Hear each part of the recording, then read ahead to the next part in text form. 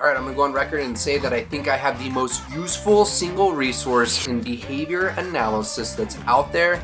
And I just want a couple minutes of your time to share what this concept of evidence-based kernels is all about, because I think it is extremely useful. You're watching the Daily BA, roll that intro.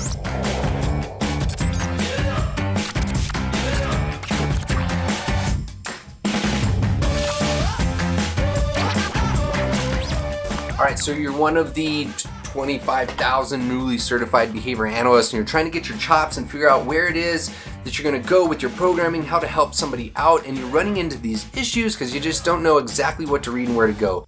This one article called Evidence-Based Kernels by Embry and Biglan has been the most useful thing for me as a one-stop shop to be able to go through and understand what are the different tools, the different procedures, the things that we can implement that will affect behavior change. So really quickly, we're going to define what an evidence-based kernel is, talk about what is included in the paper, and then where you can find it. So this paper describes evidence-based kernels, fundamental units of behavioral influence that appear to underlie effective prevention and treatment for children, adults, and families.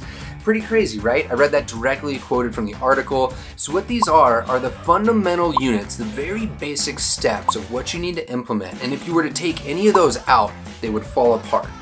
It is that simple, that this is what you implement. This is the behavior changes you will see. We know this through the experimental analysis, the process of understanding what works. So all you have to do is pick this up, implement it under these conditions, and boom, there's your behavior change. And one of the biggest things to be watching for is integrity issues. So a lot of people in our field seem to have this opinion that evidence-based practices don't always work. The question is, are you implementing it with integrity as it was planned or intended to be rolled out? So that has to be a part of your implementation process, to be implementing it how it was designed. What's really cool about an evidence-based kernel is they figured out the minimum parts that you need to implement. So it's kind of this lean design approach. You're just implementing what needs to be implemented. You're not doing this guesswork. They're broken down into three larger categories. First of all, you have your consequential ones. This is the stuff that we do after behavior to either increase or decrease the frequency.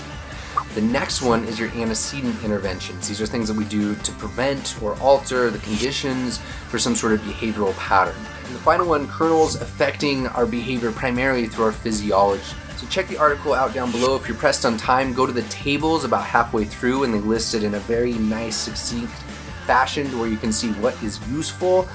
Please praise Embry and Biglan for their efforts. I think their email's included in there. If you said, hey, I saw this video, it was really cool. If it's really that useful, let them know that this stuff's being talked about. And if you're really into this channel, it's completely values-based donations. Last year it cost $19,000 just in cost, not my time, not paying anybody else, just to run this channel. And we made about half of that back. So if you're in a position, patreon.com/thedailyba is how you can support and get some extra perks, get some early videos, get access to the controversial exchange, our podcast early, and influence what's going to be on this channel. So that's your Daily BA.